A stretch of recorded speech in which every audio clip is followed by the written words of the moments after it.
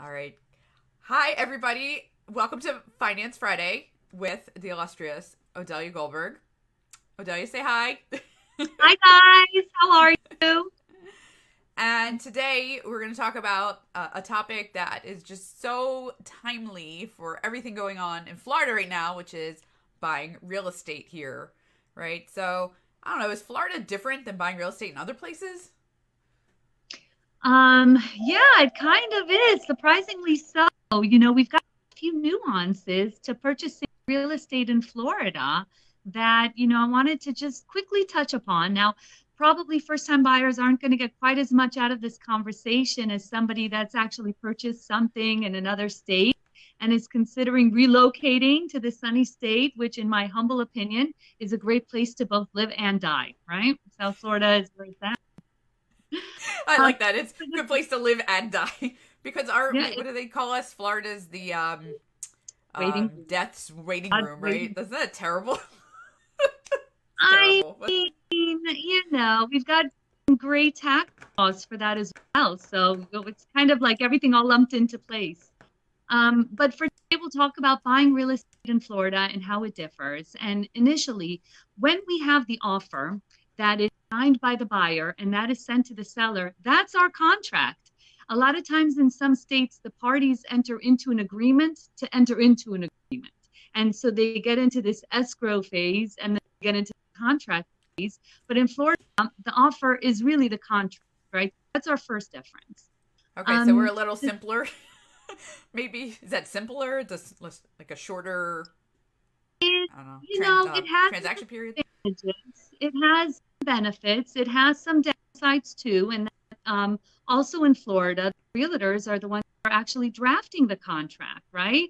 So it's not an attorney that's drafting the agreement. It would be a realtor that shows you the property, put the offer together, the buyer signs it, sends it to the seller, and the seller signs it. Voila, we're in contract. Then the attorneys get involved. So sometimes problem because we get the contract after it's been signed, I was buyer gonna and say, seller. is that dangerous? Like having a non-attorney draft contracts like that? It seems like it would maybe be a Well, little perilous. you know what they do all the time. They're actually pretty darn good at it.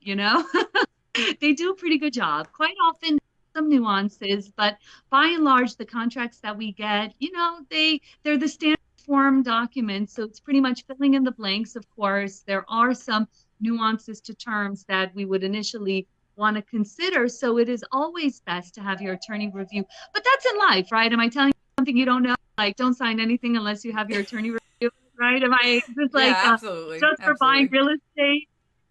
Yeah, no, that makes Especially sense. when, yeah, when you're buying, real property in the amount of, 300,000, 200,000, $1 million, like makes sense to have someone, just take a second glance. I So, don't know, $1 million property. It's like, pocket change, I guess, for some people.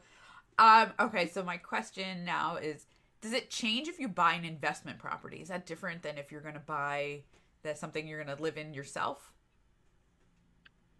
we have different types of contracts, right? We've got a commercial contract, we've got the residential contract, but typically, again, in most instances, it really is the realtor that drives a lot of this. Now, for larger commercial deals, usually these people already have attorneys, that are kind of built into the system to review documents. But, if we've got some new investors or first-time investors, sometimes they don't have that relationship. So quite often, I get pulled into commercial agreements that have already been signed as well. So it's not, it's just how it's done in South Florida. So, okay, so you said Florida's a good place to die also. As morbid as that sounds. So, what happens when you die? What happens to your property? Where does it go? Or who does it go to? I guess Um, is the better question. So there's a misconception that property sheets to the state. That usually doesn't happen. Every state has its own testate statutes that talk about what happens when someone passes away without a will. However, if someone passes away, even if they have a will, that will gets probated, right? So wills always get probated. Sometimes people think that if they have a will, oh, my stuff already knows where it's going to go. We don't need to go to probate, but that's not really, it's just not true. When someone has property and it's just in their name and they don't have a beneficiary designation and pass away, whether they have a will or not, that asset needs to go through the probate court so that the universe can know where that property will go. Wow. Okay. So I thought that if you had a will, you were kind of like, you're good. No, it's not that simple. Yeah. Oh, geez. I got a lot to learn. I guess. Part of the process. So, okay. So you go through the probate court. Did they ever change? Like if you said, oh, I want my property to go to my dog or something like crazy like that, would they change it or they kind of have to just notify everyone? You can't really have your property go to your dog. That's not going to happen. No. But if you want to go back to buying real property in Florida and how it differs from other states, because there are a few other big top items that I want to discuss. And one of those is that a title company in Florida can represent both the buyer and the seller, right? It's not really considered representing. A title company facilitate a closing on behalf of the buyer and the seller, which differs greatly. In some states, you have to have individual representation, right? In Florida, you can have the title company doing both sides of the transactions. It's very, very common. Another difference is that not all title companies are attorney owned. You can have an individual such as yourself that open up a title company. You considered it? No, I know absolutely nothing about titles. I never considered opening a title company. I'm going to stick with what I know. Taxes, accounting, etc. Yeah. So literally anyone can open a title company? Yeah. It's licensed business, but it's a business. It doesn't require an attorney. But there's an advantage, in my humble opinion, to having an attorney-owned title company because, for multiple reasons, but one of the reasons is because, what if things go south, right? What if there is a situation and you do need an attorney involved? Or what if the person on the other side has an attorney involved and you need to have that communication back and forth? So there's quite a few advantages to having a title company that is attorney-owned or having a law firm run your title. It's pretty much cost the individual the exact same. The charges are not, they don't vary from title companies to law offices to attorney-owned title companies. It's pretty much the promulgated rate. So you get it at the same, the same amount. But the advantages, in my opinion, are significantly greater. Wow. Okay. Cool. Anything else? Any other good things to know? Especially what about people moving out of state? Talk about this for days.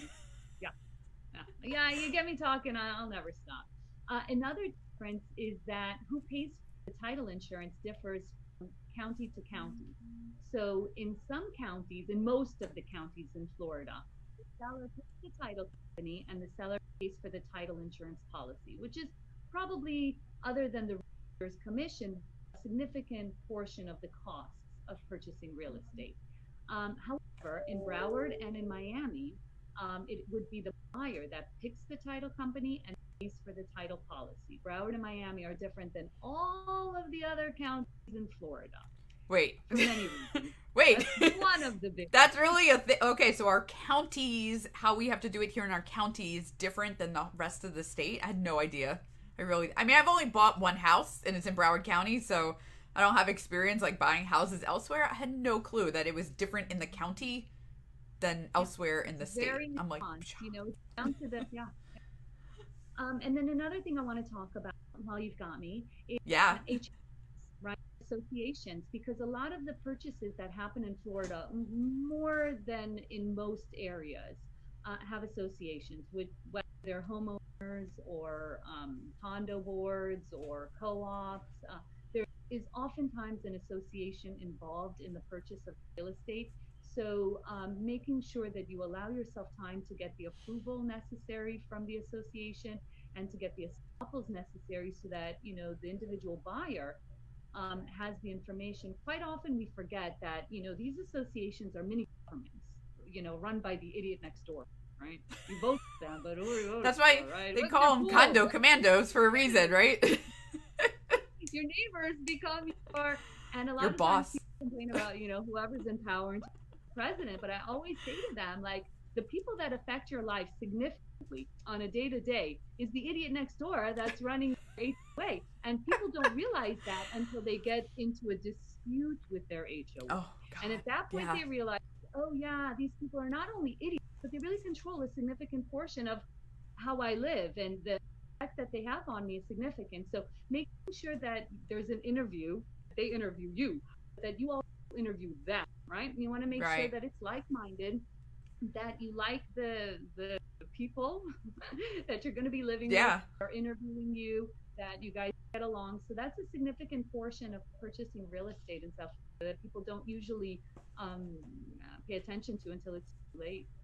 Gotcha. All right, Odelia, my last question for you. It's not about real estate.